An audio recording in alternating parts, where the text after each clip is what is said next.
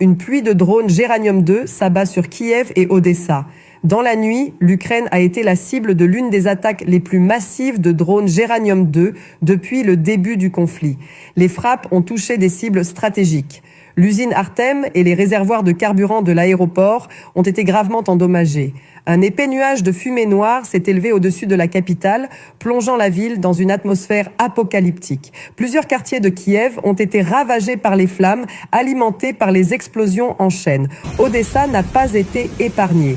Des détonations ont également été entendues dans la ville portuaire, laissant craindre une offensive coordonnée de grande ampleur. Ce nouvel épisode marque un tournant inquiétant dans l'intensification des hostilités. Les autorités ukrainiennes n'ont pas encore communiqué de bilan officiel. Israël dit avoir transféré des systèmes Patriot à l'Ukraine.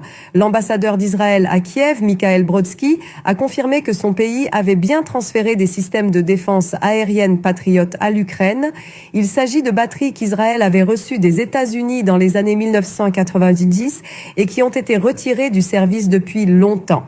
Jusqu'à présent, Tel Aviv s'est officiellement abstenu de fournir des armes à Kiev, se limitant à une aide humanitaire. Cependant, le responsable a récemment annoncé le transfert de systèmes de défense aérienne occidentaux.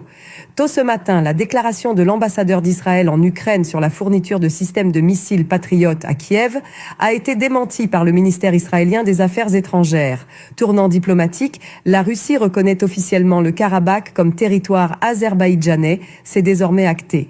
Le ministère russe des Affaires étrangères a confirmé que Moscou reconnaît le Haut-Karabakh comme faisant partie intégrante de l'Azerbaïdjan, mettant ainsi un terme à toute ambiguïté sur sa position. Cette reconnaissance intervient dans le sillage des événements de 2023, lorsque Bakou a repris le contrôle total de la région au terme d'une opération militaire éclair. En quelques jours, des dizaines de milliers d'Arméniens ont fui, laissant derrière eux maisons, écoles et lieux de culte. Un nouveau chapitre s'ouvre dans ce conflit historique avec de lourdes conséquences pour la population déplacée et pour les équilibres régionaux déjà fragiles.